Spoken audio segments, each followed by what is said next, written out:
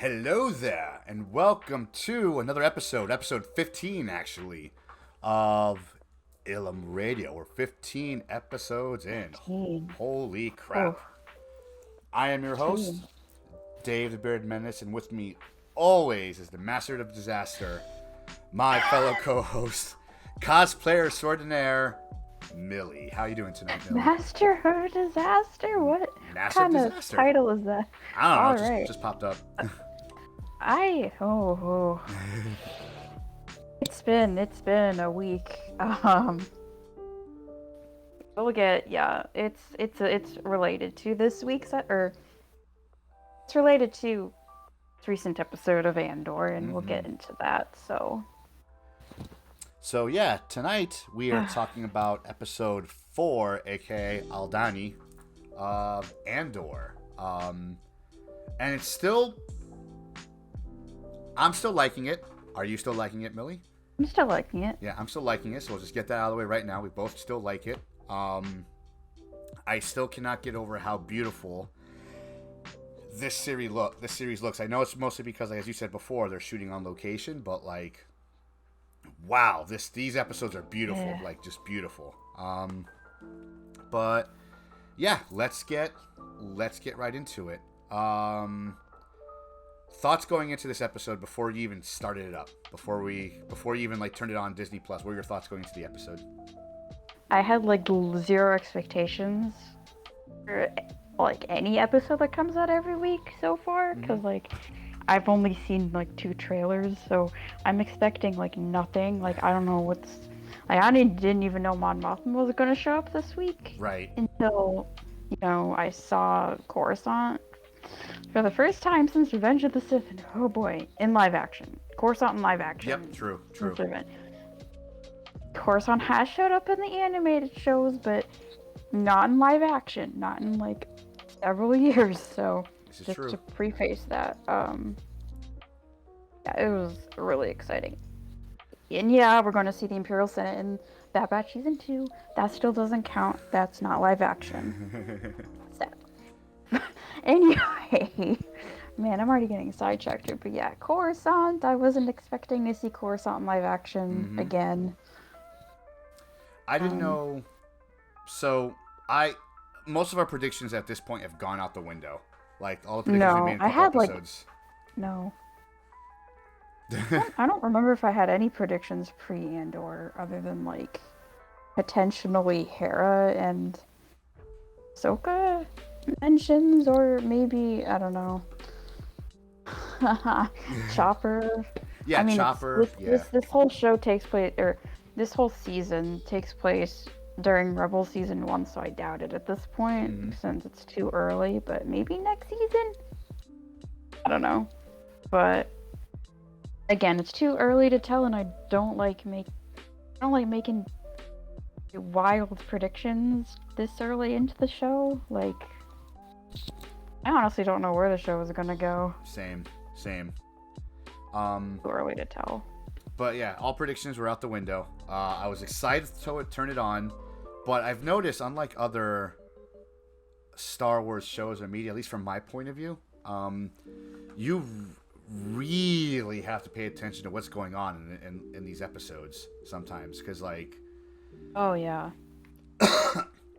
like other previous like Star Wars shows, like Obi-Wan for instance, you could watch it once and you'll get the gist of it. You watch it the second time, you might see some other cool things you missed. Yeah. But this, watching it the second time, I'm like, wow, there's a lot of little details I missed that they throw in there that's kind of important to the story. We'll get into it later, but it's like, All right. Okay. And is it related to a certain scene with Mon Mothma and Ruthin? Possibly. Okay. I think I know. Yeah. Okay. Possibly. We'll get there.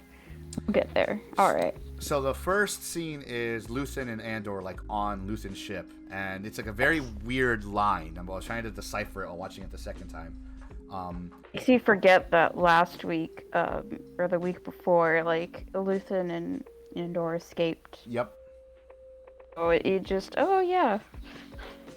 Last episode, they were escaping from Milano One security forces. Yep. And stuff. So. And now they're like in the ship, like, oh yeah, we're continuing on this adventure. All right, cool. Yeah.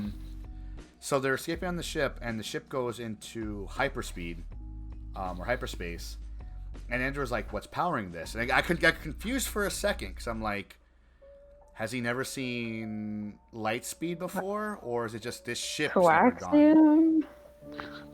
But it's like Whatever. it was like a very odd question. Like, has he never seen it, or was this type of ship he's never seen go into hyperspeed? You know, it was very. I mean, to be fair, he grew up with like little to no technology, so like, Yeah. I don't know.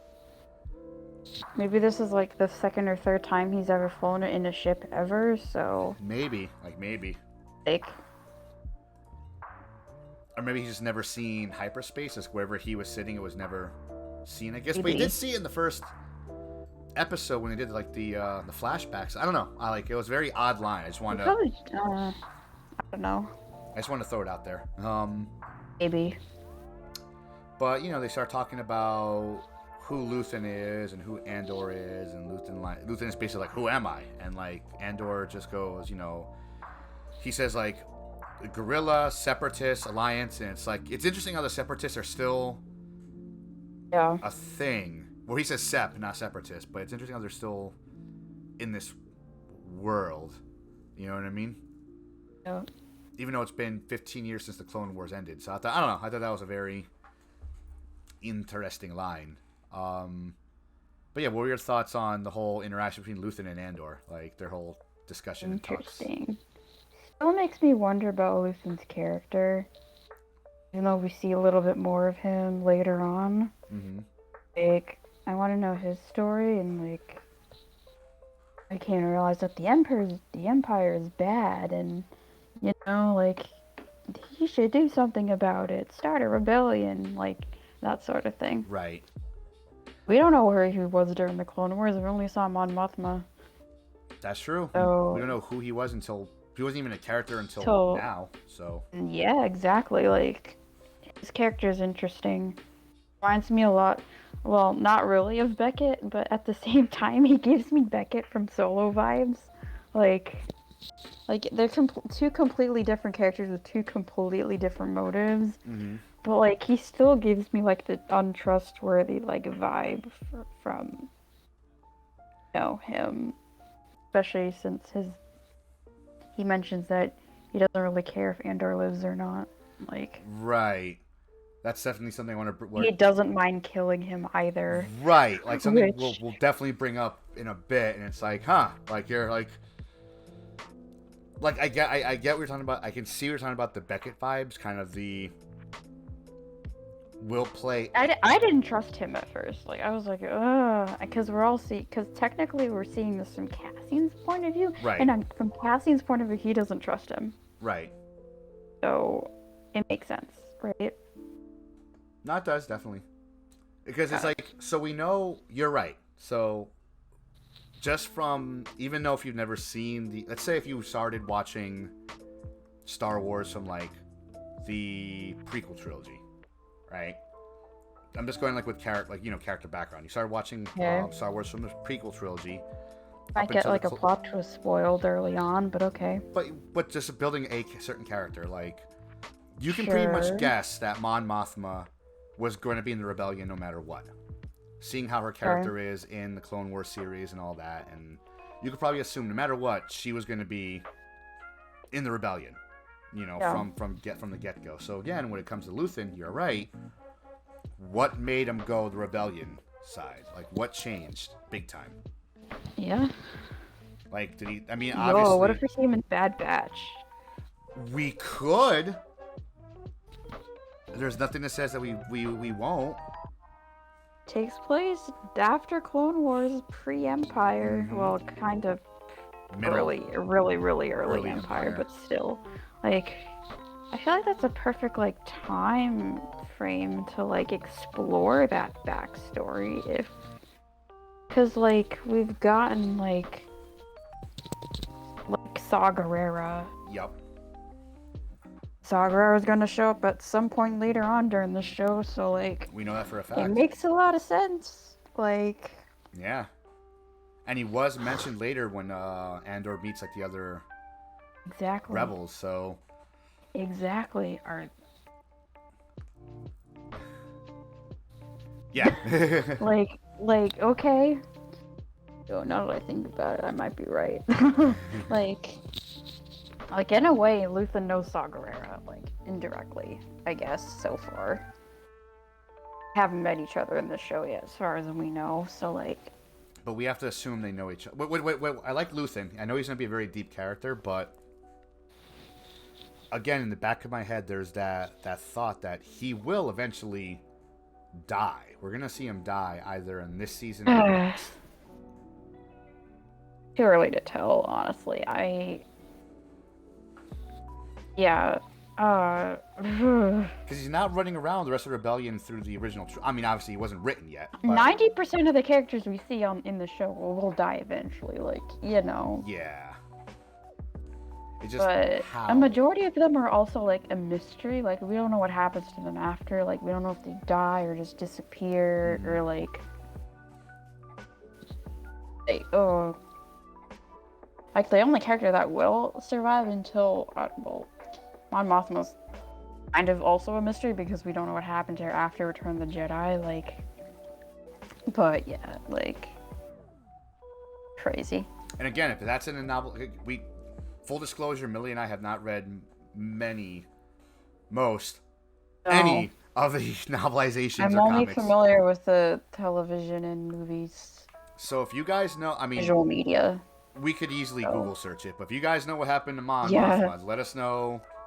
Comments below, interact, like, subscribe, like, get us probably noticed, in a sequel book, and I just don't know it, so... Probably. She was probably on, she may have been on that planet that got destroyed in the Force Awakens. What was it, something Prime? Oh my god. Oh, Praxis I'd hate Prime? that. Yeah. An off-screen Hosnian, I guess, Hosnian yeah. Prime, that's it. Yeah. So we have another swear again. He says, I didn't risk my ass to bring you here, basically. And they swear now. Yes, they swore in The Last Jedi, big ass door. I understand that, but now it's really a thing. And I think in the last episode, Excuse me, didn't Han Solo in the original trilogy say hell? I'll see you in hell. He did. You're right. Come on, y'all, cause Circus has been a thing since the originals. Come on. Well, like the sergeant that's part of the... I didn't watch the episode again just to verify, but apparently the sergeant in that episode says shit. Yeah, he does. And I don't know how I didn't catch it. Actually, they said it in the book first. Like, they swore in the books. Yeah. No way. Huh. Yeah. Said shit in the books. Huh. I did not know that. In a book. Yeah, it was in a recent... I don't remember which one, but it was in a book. And now they've said it in canon, so it's already been canon, but it's contextualized on screen, so it's a thing. Yeah, I guess it has more of a sting to it, rather than saying poodoo or Calabasas. They're saying shit. Yeah. And I think... Dank Ferric. Oh yeah, Dank Ferric. I think for me, the reason why I didn't catch it, because you know me, I swear like a mofo, and... Oh yeah, I think, I agree with you, because I feel like we're so used to like hearing regular earthy swears and like TV shows and from like the MCU and all that, but not like Star Wars, so we're kind of like grown accustomed to it and didn't realize it till after the fact. Like, I get it. I think it's also because the way this, and it's not a dig to the Andor series, but the way it's directed and shot, it doesn't feel like a Star Wars show. Like it has the aesthetics, it has the names and feels and planets, but the way it's directed and shot, it feels more like a spy thriller. And so it doesn't have like... Oh, you're right. Yeah. All the theatrics at the... Like, if Obi-Wan said it, then it'd be kind of off guard. Like, oh, Obi-Wan said shit? What the fuck? You know, like... I don't think Obi-Wan would be the kind of character that would swear like that. I mean... It's... Like, if you think about it, he's kind of a strict Jedi and, probably taught some certain things from his master. I don't know, man. Like, it's Fair, not fair. the character that said it wasn't a Jedi. He was like a, Mm-hmm. Scottish man. Oh, A squat. I really hope, and again, I said this with like the last episode with the other characters we meet with Cassian in the beginning. I hope it's not the last time we see the sergeant. yeah. So. I hope like because we didn't see him. Well, I mean, saw Cyril get fired and go home back to his mom's apartment, but not the sergeant. Like, Yeah. I'm kind of hoping he gets promoted to like Imperial officer or some sort. What are your thoughts on the ISB, the Imperial Security Bureau? ISB. Oh my god, dude. Deidre. I love Deidre. Still don't know I don't know anything about her, but like she's doing her job and no one's taking her seriously. Mm-hmm. Like, she's suspicious that there's rebel activity going on and Imperials don't believe her. She's doing her job. Like, it's in her sector. It's her business. Like, no one's taking her seriously, and I feel bad for her. Yeah. So. Yeah. So I know I'm jumping ahead a lot. Paralleling Cyril a little bit. Say again? Paralleling Cyril's like little arc in the first 3 episodes a little bit. A little bit, but not entirely, but it's a little similar. His arc was, and I love like seeing how he got like his like face smacked by like the ISB when they came to take over, but like his character is, oh, this guy's an asshole, you know, where she's more like she's just doing her job. Like they're like the complete opposites, but still they're going on the same path, but like different sides of the street, I guess is the you know what I mean, like. I guess like one's on the sidewalk. I hope they meet. It'll be an interesting conversation. Like the interesting interaction, I should say. Like the ISB is very intimidating. I feel like she and Cyril are gonna meet when she realizes like that Andor is connected. Like she finds out about him and Cyril's involvement with that mission, and I feel like that's how they're gonna meet is because of her finding out about Andor. Like that's my prediction. Well, from the looks of it, it looks like I mean, I didn't see like any text. At least I don't remember seeing any text when he landed in the spaceport. But it looks like he landed in Coruscant. Oh, Cyril? Yeah. He lives in Coruscant. Yeah. Yeah. So I mean, Mom has an apartment there. So with what you were saying, lower levels. Yeah, lower levels. Like she's living in like like the hood basically. But it's like the equivalent of New York, like there. The Bronx or something, or Brooklyn. I don't know how to compare. Like New York, you know. Government housing. I'm like, oh my god, no, and like, oh no, and Palpatine's like the Trump Tower, like Trump Towers or something. Pretty much. Oh god, okay, I should stop, but well, like to your point about how they later meet is, you're right. So what's probably going to happen is she's not going to stop investigating this whole thing. We know she's not, right? No, of course not. And she's going to find out who is on staff with the security bureau, the security force. And she's like, oh, this guy was in charge of the whole thing. Oh, snap. His mom lives like a couple blocks away from here. I'm going to go visit his mom and find out more about him. Oh, snap. They're living at home. She's going to knock on his door and he's going to open the door. Yep. Or the mom's going to open the door and he'll still be home because he's lost his job. I really hope, and I know it's not going to happen, but I really hope when we see him again, or he opens the door, he's basically in like the Star Wars universe equivalent of like burnout gear, like he's wearing. He kind of has that on in like when he goes to the house or the apartment. But he's wearing like the type boxers that haven't been changed in like a couple days. Yeah, yeah. The hemp sweater. Oh, that burnout. Yeah. Yeah, like the hemp sweater or their version of a hemp sweater. Like he's that. I feel like he's gonna have the same outfit on. I feel that would be pretty. Like, He never gives back the security outfit. He just wears it in the house. no, the outfit he wears when he went to the apartment, not Oh, that yeah, outfit. yeah. No. Yeah, that's probably what's in his suitcase. I don't know if he gave that up or not, but I mean, he said he had it tailored, so I can't imagine he would give it up, like, at all, to be honest. again, have we seen any more footage with him in that uniform from the trailers? Because I don't remember. Yes. Okay, so he did keep it. Okay. Remember, because it had that weird, funky color, right? In the trailer, there was a redheaded guy who was injured, and everyone thought it was Cal Kestis in the trailer. I think it's one of Vale's like people. I think after rewatch or after seeing that picture again, that's I don't think that's Cal. I think that Well, it might be. that was like It might be. What's his face? The guy we're talking about right now. Girl isn't redheaded. I thought it was red. Girl isn't. Well, No, he's brunette. He's brunette. Fair, Like a dark brown.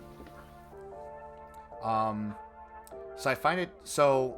The actor is kind of redhead now, but not the character. Fair. So I think it's one of Val's rebels. I found it interesting how about to do the heist. You brought up, like, right now, season 1 of, in this timeline, in 5 years BBY, right now at this point, technically season 1 of Rebels is starting.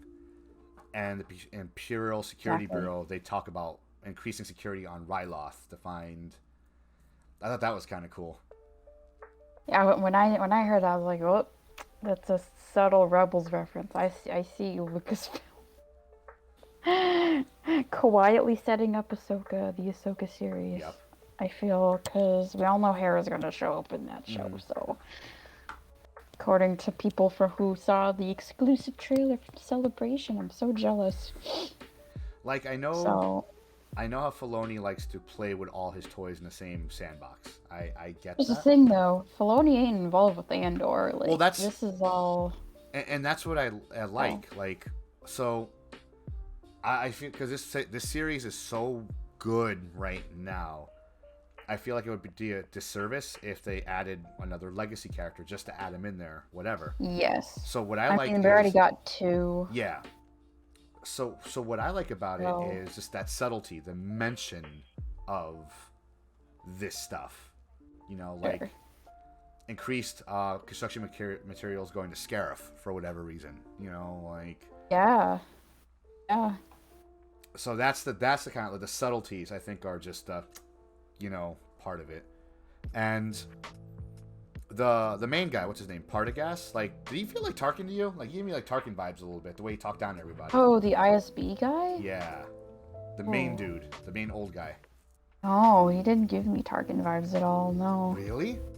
No. Oh, he gave me like straight up, like just his delivery. He gave me like some like straight up Tarkin vibes. No. I didn't see that, so. Fair's fair. So now we switch back to Luthen and Cassian, like, you know, in the ship, and they're going to the planet. Yes, They're gonna be we doing did stuff skip on. it. We did skip ahead a little bit, so. Yeah, we're I guess per usual. Ilum Radio's going everywhere, man, everywhere. I was saying, yeah. So Luthen gives a kyber crystal to Cassian. Like, great. Now first Jin, now Cassian. Like, my God. Like, if this ain't paralleling Jin and like her relationship with her father or her mother, I don't know what does. Mm-hmm. Well, what I find because after that, her mom dies, so I'm worried for Luthen. And what I find interesting is how. So, it's not specifically said. So I did find some history on that kyber crystal from Wikipedia. So this is straight from Wikipedia. I did not write this. Maybe a little bit from Collider, but I did not write this like at all. So these are not my words. I'm completely plagiarizing, and I am admitting it. Like, no, you're crediting them. I am crediting them. I'm crediting Collider and Wikipedia. So When discussing the necklace, Rao mentions that it celebrates the uprising against the Rakatan invaders. The Rakatan alien species are part of the lore in the Knights of the Old Republic video game series. The ancient amphibious race created a powerful, infinite empire and vanquished other species in the events that take place 30,000 years before the Skywalker saga. So, this tracks because we do see a certain set of armor in the background later on. So, does that make Knights of the Old Republic canon now? Maybe? I want to say canon adjacent because it's not 100% canon. Right. I mean, like, certain characters are not canon yet, so I don't want to say 100%. After, like, watching this episode, like, I feel like my theory on Acolyte might be a little bit different. How so? Like, certain, like, characters showing up from the Old Republic, like, we may very well spoil later. I don't want to spoil the Easter egg now, but we'll get there. Maybe not the character you're thinking of, because I'm thinking that too. But it's possible because this character did show up in the Clone Wars series, the end of season 6. True. You're right. It's very possible the Acolyte could be the story of Darth Bane. Yeah. Very possible. Especially if they're bringing up like this Old Republic lore or Knights of the Old Republic lore, it's very possible. Or who was Darth Bane's wasn't it like the first ever Sith first ever like dark side user ever? So in the Darth the apprentice was Bane? Yeah, so the way it worked was rule of two-ish. Yeah, the first instance of that. So that was the first. So Darth Bane was the one who created the rule of two because, at least in the old novelization of the Darth Bane trilogy novels, the Sith were able to rival the Jedi. There was enough of them, but there was too much infighting because of the nature of the dark side and Sith. It's like, oh, I want to be top dog, and just the most powerful ones just killing each other. And they had like their own like dark academy, kind of like Hogwarts. It reminded me of when I would read it, where they would learn all their Sith sorcery and stuff.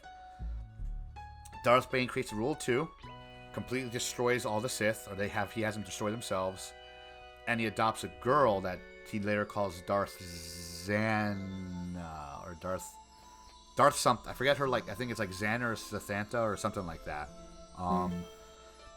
So the Acolyte could be her story, her taking over from Darth Bane, like so cool. That would be so cool, like a Sith-centric story. That would be so cool. I'm so intrigued about the Sith backstory and all that. Like, it's never explored enough in canon, and I feel like Acolyte would be a perfect show. And honestly, it also could be the story. I mean, I know we're completely going off topic here, but it's kind of related. It is because we'll get there. This specific Kyber crystal has to do with the Old Republic, is lore from the Old Republic. This could, the Acolyte could easily be about Darth Revan. Oh, please. I'd love that. Like, I think Revan's name is already canon. Like, the name. I thought it was too. I swear like it was a thing as well. Yeah, it was. I think it was in the Rise of Skywalker. Pretty sure. Maybe. Revan's last name was used. But we will, and it's what in the whole, before we got off topic and before I went somewhere else with it. Yeah. I love how I'm right. His name. Say again. His name is in Rise of Skywalker. Really? Huh? I don't even remember. It's related to Exegol, so. Ah, okay, gotcha. The Sith Eternal named one of like the groups, I guess, is named after Revan. So interesting. So I love how Jyn Erso's mom had a kyber crystal and believed in the kyber crystal. Randomly, of course. Yeah, Luthen had a kyber crystal. What I'm getting at is basically what I love about the whole thing is, even though I don't know what happened to that in Rogue One. She gave it to Not Baze. Oh, Cassian. Oh, he probably gives it back, possibly. Because Luthen probably Maybe passes away, and he's like, "Here you go," and just Oh like God. Oh, gee. drops I it don't want to back. think about Luthen dying right now. Like, I just want to enjoy his character. And God, I don't know. But what I like is, again, like, even though Luthen, we're assuming, is not Force sensitive at all, and neither was, Of course not. No. yeah, neither was Verso's mom, Jyn Erso's mom. No. Sorry, the Yeah. Force for them, the belief of the Force is a religion for them, Sure. which I think is just cool. I like that for them. It's a religion. They believe in the Force, even though they cannot affect the Force in any way. So, my little 2 cents about it. Which is probably what got Luthen to join the rebellion, because maybe he joined right after Order 66. Maybe. So we land on the planet and we meet Vel, which I am convinced you're gonna cosplay at some point, because Vel looks pretty dope and that's up your alley. Yeah. Like that, her costume is so up your alley. Yeah. When she wore that poncho and had the stick, she gave me Rey vibes. I'm like, oh. Oh yeah, I didn't think of that. Yeah, 'cause space ponchos, yes. I did not think. Oh, Oh, man. don't. Oh God. I'm hoping, I didn't look for it, but I'm hoping the internet doesn't go into the whole Rey's parents thing and make it Vel or something. No, it's too obvious at this point, because, like, they're reveals in the book and in the film, so... I know, but I'm I just. see Rey's parents in live actions, the Rey parents thing, like, I Let it still die. remember the Jyn Erso as Rey's mom, like, no. I remember that. There's no way. I remember And that that. Iden verse, yeah, no. Yes, I've been in the fandom that early, so the Force Awakens and of, Rey parents theories, and as well as who's related to Rey, like Rey Skywalker, Rey Palpatine, that. So I've way too much to. Yeah, we're not gonna make it to that kind of show, because No. like delving into things they could have done differently. But for the record, we enjoy the sequel trilogy. I'll say that again. We enjoy of course. it. I like it. See There's my many. posters? You follow me on Instagram and my other socials, like the sequel trilogy cosplayer. So Because I Deal will with always it. say the holes fans or deal with it. the toxic people, like the holes in the story that the toxic fans poke into like the sequel trilogy, those are, you can put those same holes into the original trilogy. Like, And the prequels. why does everyone need to be caught on Jabba's barge in order to save Han? Like where did Yep. a dress that fit Princess Leia perfectly come from with the Ewoks? Like, did they make it? Did they eat someone that wore that dress that got Oh, lost? God. Like, I'm just saying. Did they have to skin some creature on like Endor? on Like, the fly, what? they skinned something for Leia? Like, yeah. So, I'm just saying. Anywho, so we meet Vel. Vel. We meet Vel, who's gonna be like Millie's next cosplay. And it's interesting how this story deepens, because now we know that Luthen is funding a rebel cell to do some stuff. He brought Basically kickstarting it, really. yeah, he brings Cassian on board to help them with stuff, but he tells Vel that I'm paying him, he's expendable, we can kill him, which also now brings that whole untrustworthy thing we were talking about earlier. Like, you can kill him. Like, is he saying that to make Vel feel better? Or was that his plan all along? Let me bring this guy who can do the thing, and then maybe kill him afterwards. But he gives him, like, the Kyber crystal, so it's like, it's weird. It's like a very weird, like... I feel like he's saying that because she doesn't trust him, like Cassian, or... What's his fake name? I just wrote it. I had it written down too. Hold on, I'm looking at notes. Clem. Clem is actually the name of his stepdad. Fudge! I forgot about that. Good call, Millie. You're welcome. Good call. So, there's a reason why he came up with the name Clem. And it's easy to remember, too. Yeah. Wow, good call. Clem is a catchy name, so... We know he's funding a rebel cell. He's kickstarting the rebellion, or at least a piece of it. And he has high hopes for Andor. He said these things possibly to make Vel feel better. So it's a very weird scene. Because at the same time, like, Andor for a split second thinks about stealing his ship. Yeah. So it's a very odd scene, but a good scene because it kind of shows you, like, not only the tension between... His hesitation, the tension between, like Luthen and Vel, the hesitation with the team and the pressure because now it's just, like, them raiding a garrison. Like, it's a whole thing. So then we flash back to the security team, security force.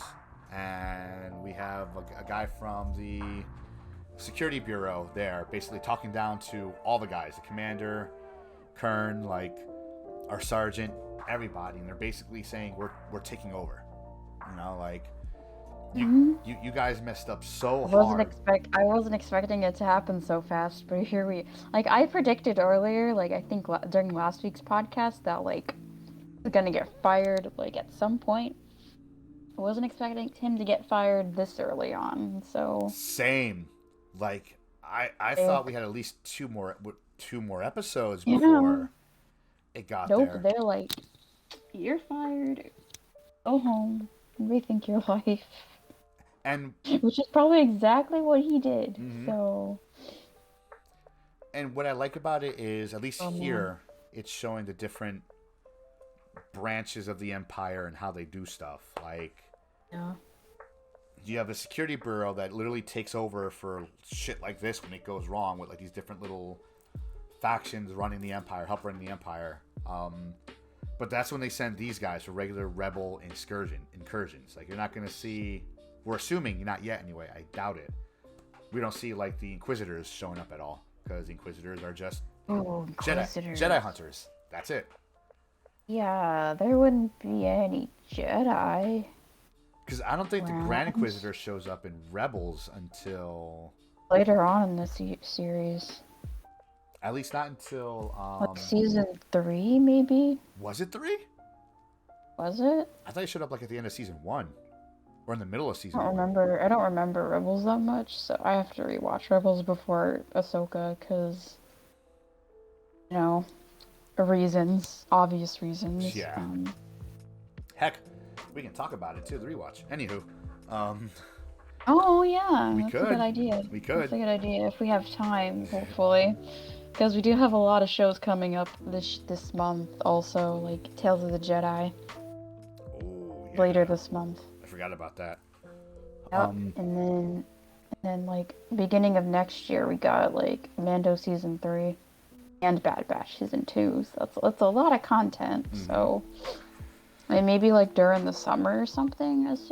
We're assuming Ahsoka will drop. So basically a lot of sleepless nights for Millie and I, rewatching things and bringing plenty new of content. Left Andor this entire month up until November. Pretty much up until Thanksgiving, really. So what is the name of the security officer that shows up? Lieutenant Supervisor Blevin. So Blevin shows up. Oh, and he's going to be an interview with a vampire on AMC and Hulu. Cool. So he's going to play Louis. Anyway, so okay. Blevin shows up. I'm sorry. Okay. Blevin shows up, and he's like, listen, we're stepping in. We're taking over. You guys effed up. And I love how Kern is just like all high and mighty, feeling like crap. He's like, oh, you don't like this? Well, don't worry. You're not being replaced. We're fully taking over. Your position will never be here ever again. Deal with it. And seeing Kern die inside a little bit. What was your takeaway from that? As he's saying, we're taking over. You don't exist anymore. F off. Did Cyril Karn die inside? You pronounced Cyril's name wrong? I did.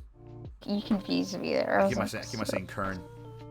Karn.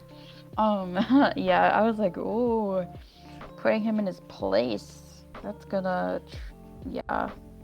I feel like that's definitely a development for his character. Yeah. I feel like he's now reminding me of Callus instead of Reva. Oh. I feel like this will be a turning point. Him to realize that maybe the Empire ain't so good. I didn't think of Agent Callus at all running around in all this. Yeah. Right now he's on Lothal, I'm assuming, yeah? I think. Callus, yeah. He's like the main antagonist for season 1 of Rebels. So, yeah, he does have a... Yo, what if she's involved with Fulcrum in the future? Maybe. Doubt it. I highly doubt it. But then again, Fulcrum can be anybody. We've seen it. Yeah. Fulcrum agents. So the only known ones are Andor, Ahsoka's the first, and Agent Callus. Only 3 Fulcrum agents. There could be more. Luthen. And the Fulcrum symbol is on the Andor poster. It is. What if Luthen's the first Fulcrum? I hope so. That would be freaking awesome. That would make sense, right? Actually, because then it would make sense how Cassian became Fulcrum. Right? Maybe he became Fulcrum if Luthen dies, maybe Cassian becomes Fulcrum? Because it was thought that Ahsoka died and Callus became Fulcrum? Yeah. Maybe it's like a passing down the torch thing, maybe? Maybe. Then again, Callus and Ahsoka turn out to be both alive and they're both Fulcrum. I don't know. Maybe it's like a passing of the torch type thing. Because Cassian was Fulcrum from the original chronology. He was Fulcrum first. And he was delivering all the messages or whatever to all the rebellion, all the information.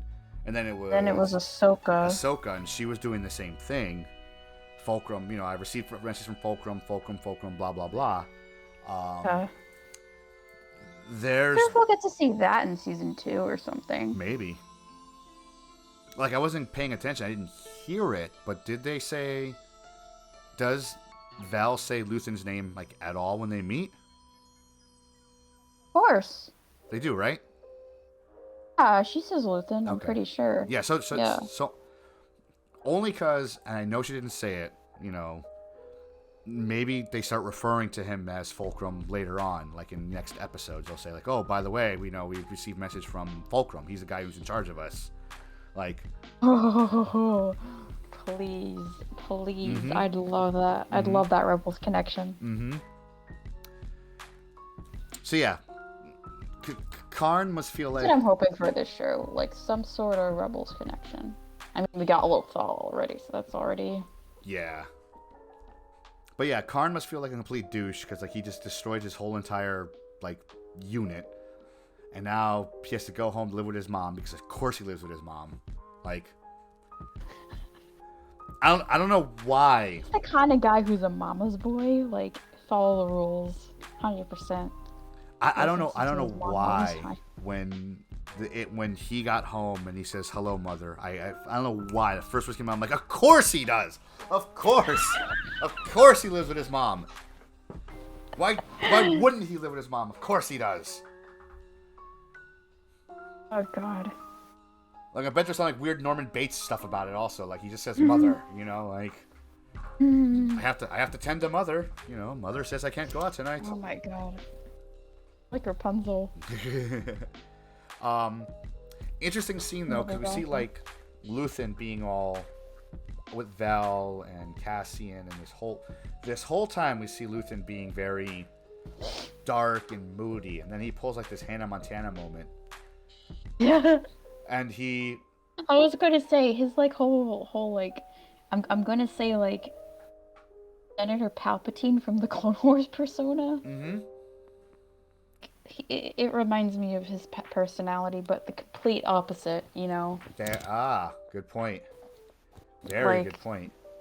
because actually, it does kind of parallel Palpatine in the prequels because Palpatine is secretly, you know, a bad guy, Sith, posing as like a good guy. goody two shoes, like, you know, senator, and meanwhile Luthen is disguising himself like intentionally, like as a goody two shoes, like historian, Mm-hmm.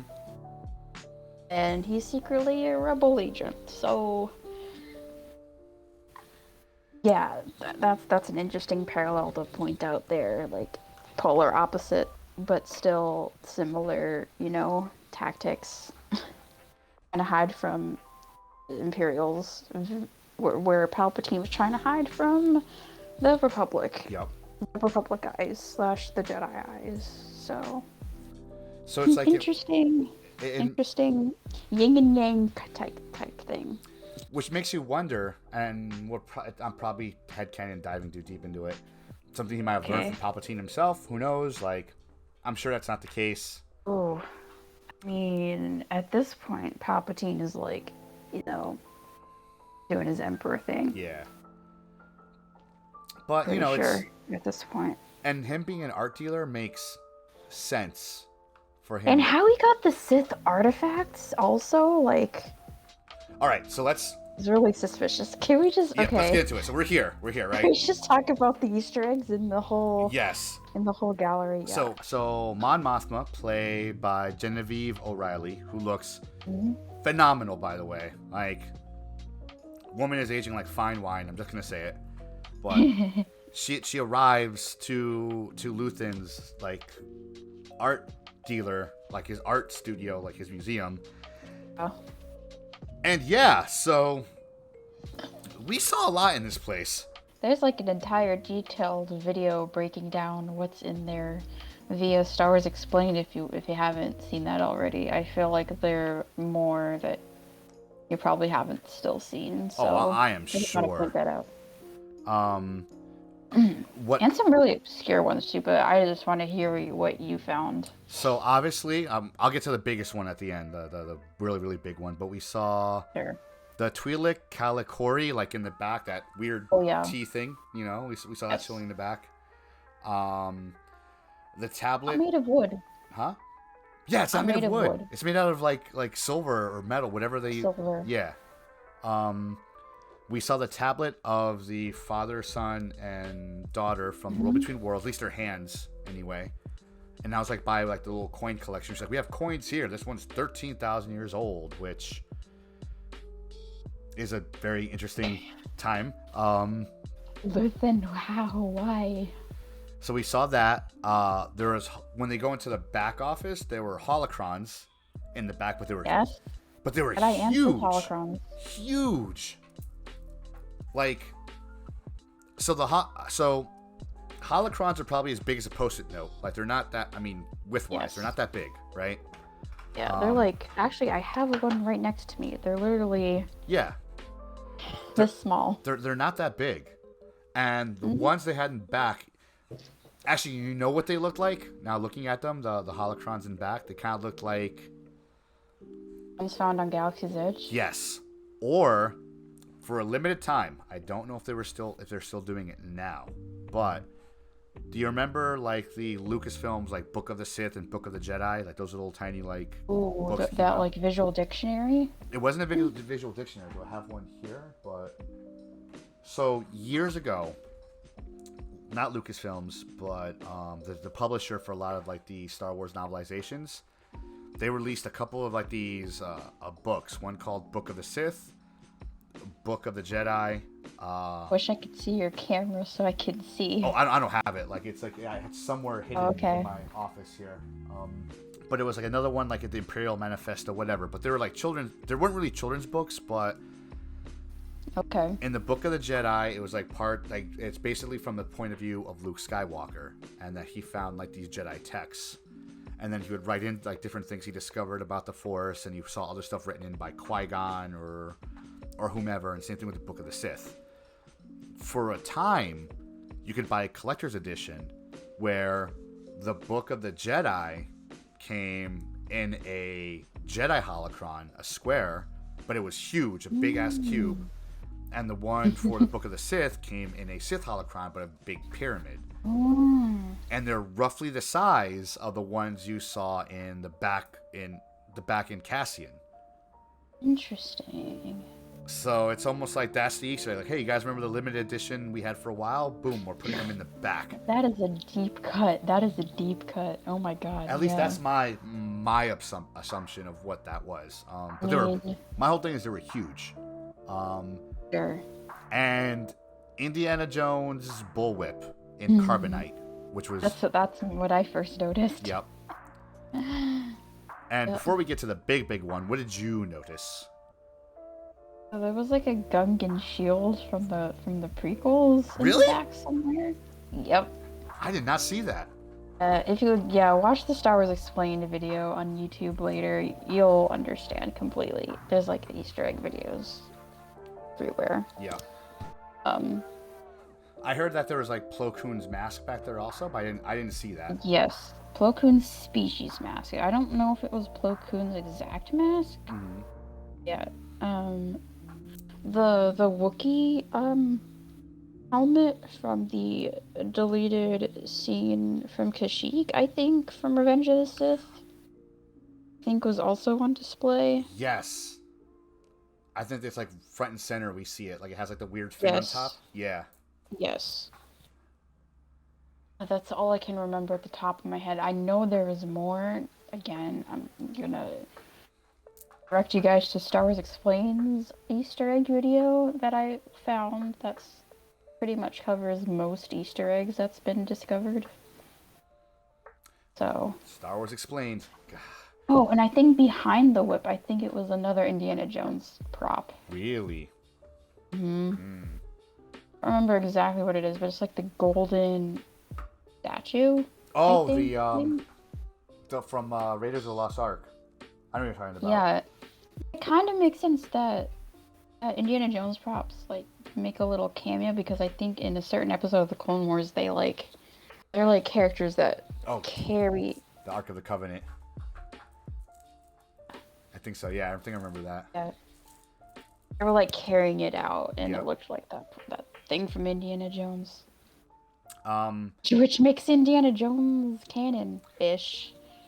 I don't remember. There's that like one comic where like Han and Chewie fly to Earth, and then they get stranded and they die on Earth and are impaled by like someone, and Indy finds them and thinks it was like Sasquatch or something, or confuses Chewie for Sasquatch or something. It's really funny, not canon, but made me think of that specific comic after seeing that Easter egg, and yeah, it brings up many questions.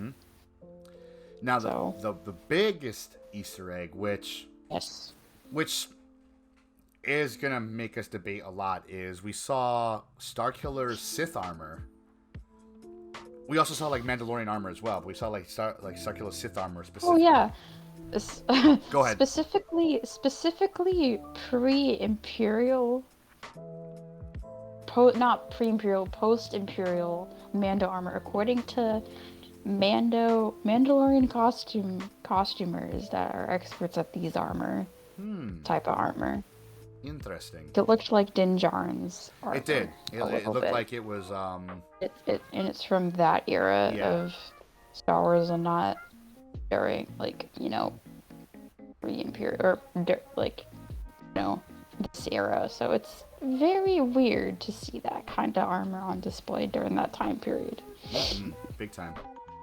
But yeah, like in the back. So you wonder if eras or types actually matter during a certain time period. Oh, I'm sure it does, because like if we're going by actual, it does, because if we're going by, and I'm assuming it does, just got by my actual armor collectors that I grew up with or met, you know, being in the art scene in here and like in New England and whatnot.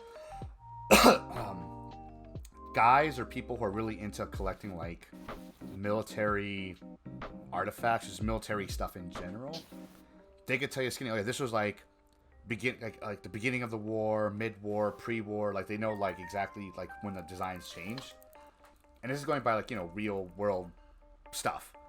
So in Star Wars universe, I'm sure it does. Like, oh yeah, this is like the Mandalorian armor before the Purge or after the Purge or whatever, or like the sacking or whatever you want to call it.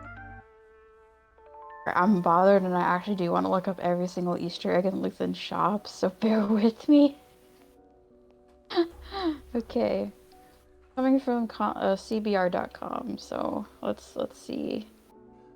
I should have wrote down all the list of Easter eggs. This is stupid. Yeah. Let's do a Den of Geek. We dropped the ball a little bit on that one. But so yeah, so we get to Starkiller's armor. And it's interesting about Starkiller's armor because it's not hidden. They almost make it a point for us to see Starkiller's armor. And that is like his helmet. Oh, sorry. Can I interrupt one more time? Yeah, what? Okay, so you have to squint, but it looks like Lutheran Shop has an item that looks like Indy's Whip Frozen Carbonite, as well as 2 artifacts that look a lot like the Shankar stones from Indiana Jones and the Temple of Doom. Kalima. Huh. Those are the 2 other Indiana Jones references that I meant to say. Ah, I wonder what those were. Huh. That's a Google search, so... No, I'm saying like I'm wondering where in his shop they were. Like that's interesting. But like probably right behind the whip. Oh, and carbonate. Probably, yeah. So what was that? Oh, yeah. So we have Starkiller's armor. It's front and center, and we see it several times, like very, very easily. Like it's there. Like we see it, and like that helmet is indistinguishable from when he's like in his Sith form. And it's indistinguishable because it's Starkiller. Like without a doubt, it is Starkiller. But why? So obviously, it could be one of 2 reasons. And I want to get your input on it. Obviously, either A,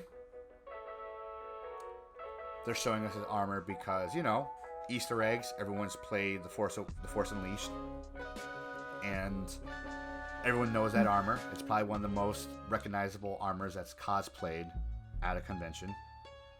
Or B, they are making Starkiller canon. And They did name Starkiller. Starkiller base is already a thing in the sequels, so they probably named that base after Starkiller because they could have found, they literally could have found a plan somewhere, and it was said it's called Starkiller, and they're like, oh, that's interesting. All right, because the whole First Order, their whole bit was worshiping the Empire and what the Empire stood for. So it makes sense that they found something about Starkiller, not knowing what it was, but they found Starkiller. Or it just could be just that, just an Easter egg, just to pay homage to one of the games everyone has played, for lack of a better word. Same thing with Knights of the Republic. And they talk about bringing someone into their circle of people fighting the rebellion. And originally I thought it was Saw. Okay, here's my theory. It's either Bail or Leia. Because Leia shows up later in Rebels as a rebel. Right. And she's directly involved with Ezra and the gang. So is Bail.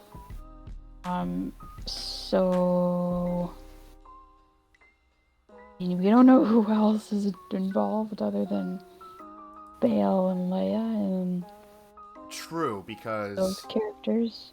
Because Hera is already dealing with shenanigans with the Ghost Crew at this point, I believe. It can't be Hera. Obi-Wan takes place 5 years before this. And there is nothing in Obi-Wan that says that Bail's with the rebellion yet.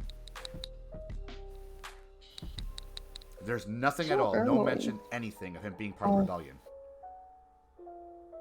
So maybe you're right. Maybe they are bringing in Bail Organa. I think you're right. It's like her and like Bail have to meet up eventually. Like him and they both know each other in Rogue One. We see that. Mm-hmm. They haven't met in the prequels. Bail and Mothma? I think so. So, I think in deleted scenes they have. Deleted scenes, but do they count? No. So. No, they don't. So yeah, like Bail knows Mothma. Mothma knows Bail. Mm-hmm. In context, because you know. And they were both in the Imperial... not Imperial Senators. Senators. They were both Imperial Senate, but they were the Republic, so... It's possible. Another theory I had was... maybe Deidre. I don't know if Deidre would willingly join the rebellion this early. I think she wants to, like, catch the rebellion that's happening, that's forming, and not join. I feel like that's against her motive is. But do we know that? I mean, it could very easily be... excuse me. No, I don't believe... No, I don't believe so. Because, like, she was very eager to get that star map back. Obviously, because it came from her shipyard, her jurisdiction. Sure, and that's what I thought at first, but then, like... But there's... I mean, it's possible that... She could be a spy. She could be. I mean, in Obi-Wan, we had a spy. Tala. I mean, yes. And she was a high-ranking officer, and she joined the Empire. Oh, you're right. Okay, actually, might be onto something here. Yeah. Because Tala joined the Empire willingly, and she was like, "We're on the wrong side." Oh, and there's already a rebel spy, Imperial spy, on the planet. Yeah, part of that little like cell. Oh my god. Okay. I mean, I think this actually tracks.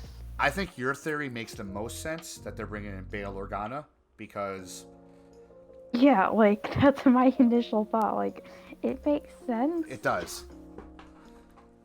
No, I don't think they're gonna bring in a spy. I think they're gonna bring in like someone as secretive as them. Mon Mothma.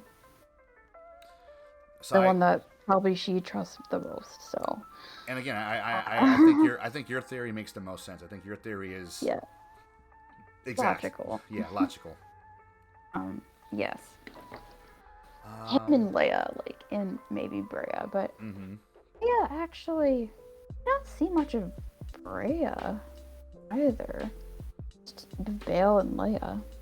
We saw a little bit in Obi-Wan. Well, I mean, like, during the Rebellion era. Oh yeah, no, we don't. Not at all.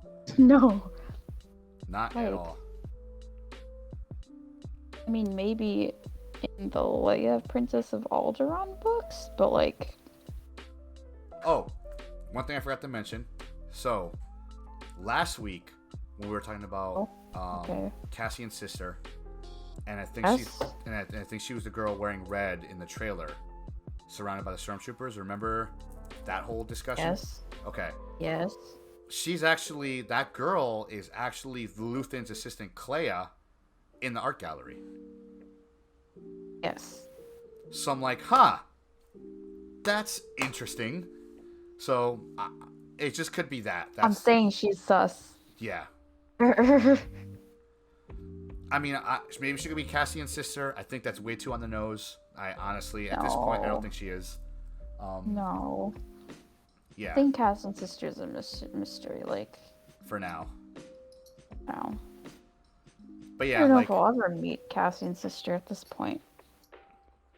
I mean, who knows if he even has... I mean, we know he has one, but I mean, at this point, who knows if she even exists anymore? Like, God knows what's happened since happened to her. Yeah.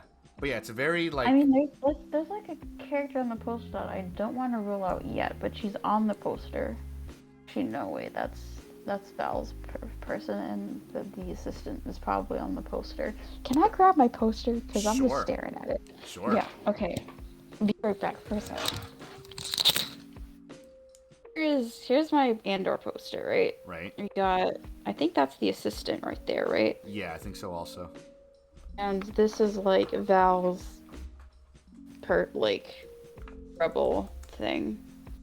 So haven't met Saw yet.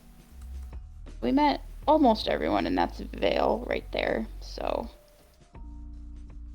and she's on the poster yet. She's only shown up for the first 3 episodes. I don't know what happened to her. And she was the first person I suspected was Cassian's sister, but then I realized it wasn't. So. And we were wrong. Who knows? Who knows?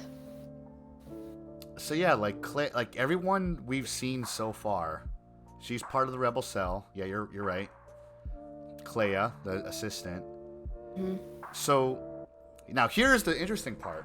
Here's what's very interesting. The characters they are showing so far, every single one of them has been very important.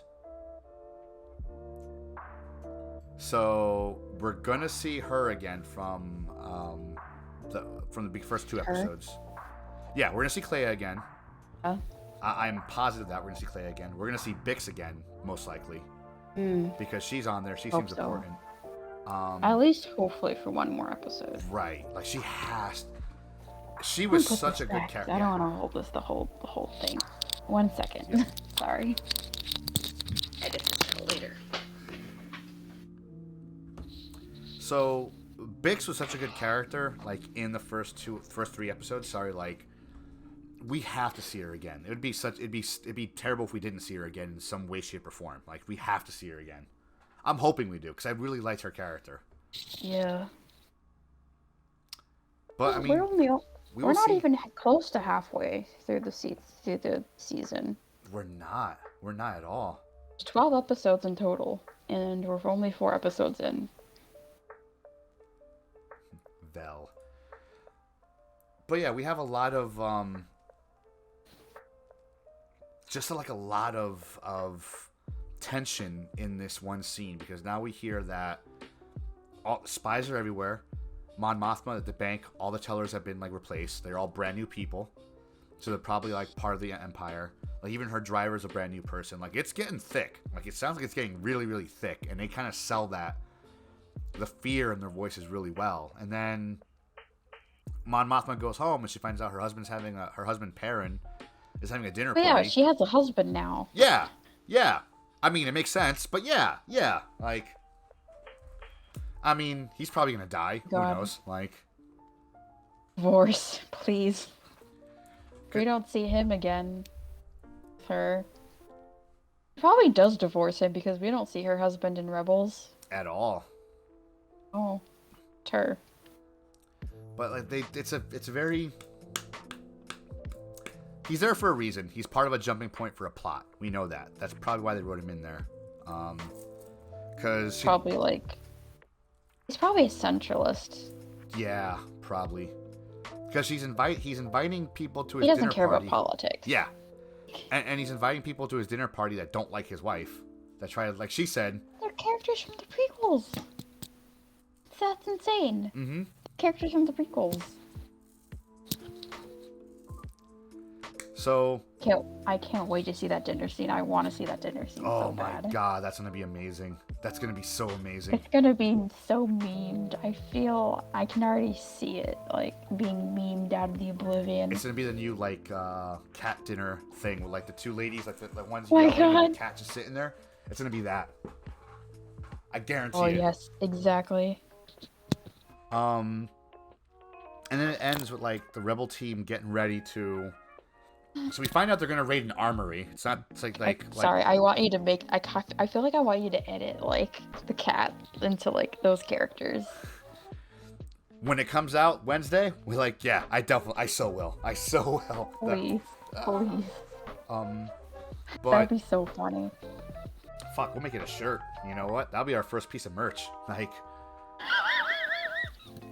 Just post it to the Ilum radio socials, Mhm. like that meme. That would be funny. As soon as it drops, if I have to wake up, if I have to stay up until 3 a.m., I'll do it just to make it, and then we'll just be You like, have until Wednesday. So you have until this upcoming Wednesday but when the next episode drops. I don't know if I want to use like what they looked like back in the prequel trilogy. Yes, you can. It's the only references we got, so That's true. That's true. But they probably look the same at this point. So yeah, we'll they probably see. do. But yeah. So the episode ends with like Luthen told and like Cassian like, oh yeah, I just need like some banking statements and like payroll. Yeah, that's what we're stealing. Yeah, yeah. Then when you get there, it's like, oh, we're gonna raid a garrison. He's like, garrison? Fuck me. Like, why? And it's dope. They're gonna use like it that scene with him in like the small rebel cell. Excuse me, kind of like shows what the Empire is all about, because they took over this planet because it's a good jumping point for like invasion and taking over the galaxy. And the people who live there, who just celebrated like the nature and things, are now gone or working in factories. I mean, excuse me. They're working in factories now, so it's Probably just celebrated Empire Day. Mm-hmm. So. But it's dope. They're gonna Yeah, use you're probably right. this atmospheric event to just raid the garrison, basically, because it'll turn off like hyperspace and all that stuff. So, or light speed. So it's yeah. I'm still liking Andor. Like, it's pretty dope. What are your thoughts on everything, the whole episode? I liked it. Can't wait to see more. I want to see more of Cyril's character. I feel like we're gonna get some episode or scene between him and Deidre. I feel like they're gonna meet up for sure. Mm-hmm. Like, I hope Convince him to come back. Yeah. The security. I hope we see Sergeant Linus again. He was a good character. I thought he was really dope. We probably Be won't. interesting if he comes back. We probably won't, but I'd love to see him again. Probably. Excuse me. I'd love to see him again. Obviously, Bix. Those are the only two characters I would love to see again. Oh, yeah, and then our little droid buddy. I want to see the dinner scene. The dinner scene. The meme. I'm telling you, it's going to be our first piece of merch. I'm going to make it, and you'll be able to see. You'll probably find a link somewhere. Make a post out of that, and if it's viral enough, then do the merch. But I don't want to do merch yet. That's true. But I think that is pretty much us for now, my friends. Any closing thoughts on this episode, or anything else you want to bring up that we may have missed? Honestly, the Luthen Hannah Montana thing, like, perfect. Whole Hannah Montana thing. He even put on like a whole wig, and like just he instantly goes from being Luthen to like Luthen and dancing around and like art dealer, yeah. Got the best of both worlds. Anyways, friends, that is it for us. Thank you for watching us tonight. Please, please, please like, subscribe, comment, interact with this video. It helps us out, helps us get out there. If you want to follow us on our socials, please follow us on Twitter at Ilum Radio. You can also follow us on Instagram at Ilum Radio, TikTok at Ilum Radio, and if you want to email us directly, ilumradiopodcast@gmail.com. Honestly, like, if you have a story, like a episode idea you want us to talk about, or a specific subject, let us know in the comments below. Let us know via email. Interact any way you can. If you want to find either of us directly, Millie, where can they find you? You can find me on Instagram and TikTok at Millie_Halpern and Twitter at ME_Halpern. If you guys want to find me, I'm on Twitter at DubBeardedMenace. You can find me on Instagram at DavidBeardedMenace. I have a TikTok out there somewhere, DavidBeardedMenace, that has not much on it except times I've scared my wife. And if you want to hang out with me during a live stream, twitch.tv/DaveBeardMenace. I'm on every Tuesday and Thursday, 9 p.m. Eastern. You'll also find Millie most likely in chat as well, moderating and kicking people out if they're getting too weird or toxic. Hasn't happened yet, but she has the power to do so. Or if they're bots. Bots, yeah. You know, the inappropriate bots. You want to see my You know live what I cam? mean. Want to see my live cam? Click here. Yeah, Millie takes care of those people. She gets rid of them. Anywho, friends, like I said before, like, subscribe, interact.